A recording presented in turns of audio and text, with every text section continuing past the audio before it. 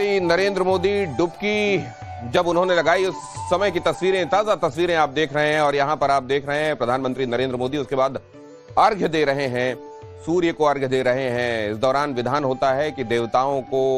सूर्य को प्रत्यक्ष देवता माने जाते हैं सूर्य, उनको अर्घ्य देने का विधान है। उसके बाद वहीं गंगा जी में खड़े होकर वो परिक्रमण भी कर रहे हैं, ये प्रदक्षिणा कर रहे हैं। कहा जाता है कि अगर यहाँ पर खड़े होकर आपने प्रदक्षिणा कर ली तो आपने सारे तीर्थों की, सारे देवी देवताओं की प्रदक्षिणा कर ली। और वही प्रदक्षिणा करते हुए और उसके बाद सूर्य देव को अर्घ्य देते हुए प्रधानमंत्री नरेंद्र मोदी दिखाई दे रहे हैं। साथ में हमेशा की तरह उनके हाथ में रुद्राक्ष की माला आपको दिखाई दे रही है। वो रुद्राक्ष की माला जो हाथ में लिपटी हुई है, अर्घ्य के दौरान भी और उसी माला का जाप करते हुए भी वो गंगा जी में कई बार आपको दिखाई दिए हैं। उसी तरीके से आज एक बार फिर यहाँ प्रधानमंत्री नरेंद्र मोदी तटों पर, ये लाखों की भीड़, और जाहिर है इनमें से ज्यादातर लोगों को ये पता है कि इस समय जो व्यक्ति गंगा जी में डुबकी लगा रहा है वो कौन है, जो त्रिवेणी में डुबकी लगा रहा है वो कौन है। और बड़े उत्साह और बड़े उत्सुकता के साथ वो इन तस्वीरों को देख रहे हैं। ये देखिए आप, प्रधानमंत्री नरेंद्र मोदी रुद्राक्ष की माला, इस बार माला थोड़ा बड़ी दिखाई दे रही है। रुद्राक्ष की माला लेकर उन्होंने जाप किया और उसके बाद उन्होंने अर्घ्य दिया सूर्य नारायण को और प्रदक्षिणा की। प्रधानमंत्री नरेंद्र मोदी की ये तस्वीरें, ये बेहद खास तस्वीरें, क्योंकि इस तरह की तस्वीरें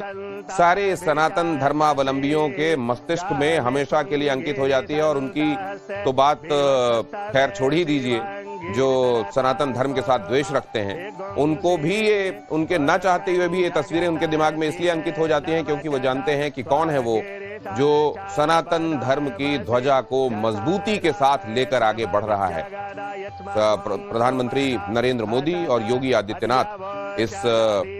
मौके पर दोनों की मौजूदगी इस बहुत विशिष्ट जो अवसर है इसको और भी ज्यादा विशिष्ट बना रही है। और प्रधानमंत्री नरेंद्र मोदी की ये तस्वीरें एक बार फिर से वैसी तस्वीरें जो आपने इसके पहले भी देखी हैं, जो वाराणसी से आई, जो रामेश्वरम से आई, जहां पवित्र जगहों पर स्नान किया और उसके बाद देश की खुशहाली के लिए प्रार्थना करते हुए उन्होंने अर्घ्य भी दिया। और यहाँ भी आप देख रहे हैं विशाल रुद्राक्ष की माला, और उससे जाप करते हुए प्रधानमंत्री नरेंद्र मोदी जाप करके डुबकी लगाने के पश्चात उन्होंने जाप किया। जाप करने के बाद सूर्य नारायण को अर्घ्य देते हुए प्रधानमंत्री नरेंद्र मोदी, और इसके बाद आपने देखा कि उन्होंने वहीं पर खड़े होकर प्रदक्षिणा भी की। और प्रदक्षिणा के संदर्भ में ये कहा जाता है, यानि कानि च पापानि जन्मांतर कृतानि च तानि तानि विनश्यन्ति प्रदक्षिणा पदे पदे। तो प्रधानमंत्री नरेंद्र मोदी प्रदक्षिणा भी लगा रहे हैं उस जगह पर जिसको ये माना जाता है कि एक विशिष्ट मौके पर, जबकि सूर्य जो होते हैं और चंद्रमा वो मकर राशि में स्थित होते हैं और गुरु जो हैं वो मेष राशि में स्थित होते हैं। ऐसा जो मौका होता है जो महाकुंभ का सुयोग बनाता है, उस महाकुंभ का सुयोग जब तीर्थराज प्रयाग में बना हुआ है, और ये वो पवित्र जगह है जहां गंगा जी, यमुना जी और सरस्वती जी का संगम माना जाता है, त्रिवेणी आपस में मिलती हैं। तो ये संगम, आप जानते हैं संगम से ही प्रयाग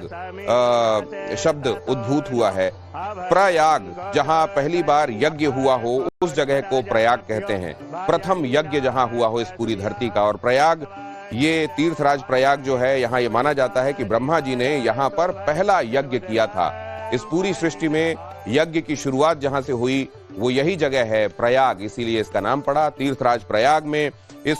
खास मौके पर, जबकि महाकुंभ का ये सुयोग अभी चल रहा है, हालांकि अमृत स्नान पूरे हो चुके हैं, पहले मकर संक्रांति पर, उसके बाद मौनी अमावस्या और फिर वसंत पंचमी पर अमृत स्नान पूरे हो चुके हैं, लेकिन स्नान अभी लगातार चल रहे हैं और ये महाशिवरात्रि तक स्नान करने का सिलसिला चलता रहेगा।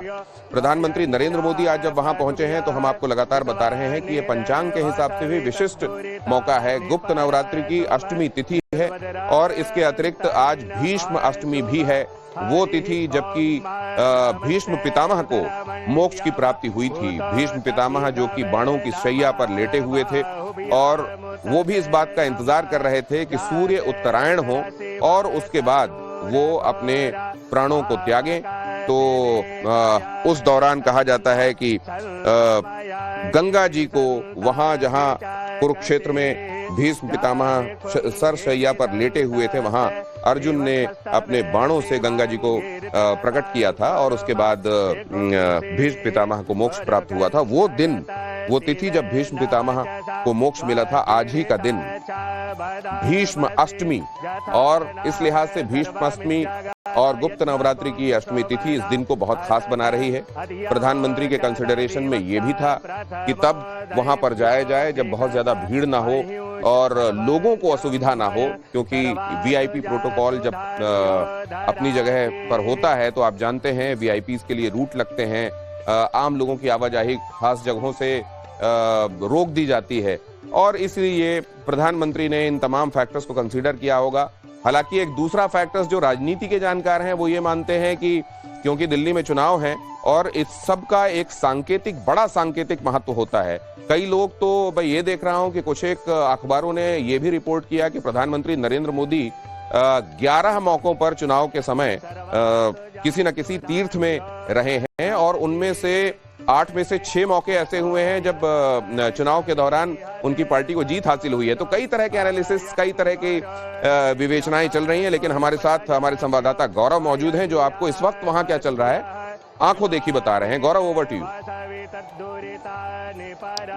बिल्कुल, देखिए, तो इस वक्त हम आपको सीधे संगम नोच की वो तस्वीरें दिखाना चाहेंगे, और संगम के इस तस्वीरों से गुजरते हुए जब आप संगम नोच तक पहुंचेंगे तो बीच में आपको प्रवासी पक्षियों का वो झुंड दिखाई देगा जो कि महाकुंभ का साक्षी बन रहा है, और करीब 90 प्रजातियों के पक्षी जो हैं वो इस समय जो है वो महाकुंभ में इलाहाबाद में गंगा के तट पर पहुंचते हैं, और उन सब के बीच में जो है वो प्रधानमंत्री नरेंद्र मोदी और मुख्यमंत्री योगी आदित्यनाथ जो हैं वो संगम नोच के बीच में गंगा स्नान के बाद जो है वो आरती करने की तैयारियां जो है यहाँ पर चल रही हैं। और आपको बता दूं कि यहाँ पर जो लुप्त प्राय इंडियन स्कीमर्स पहुंचते हैं, ये जो है जिस तरह की आवाज निकालते हैं उसे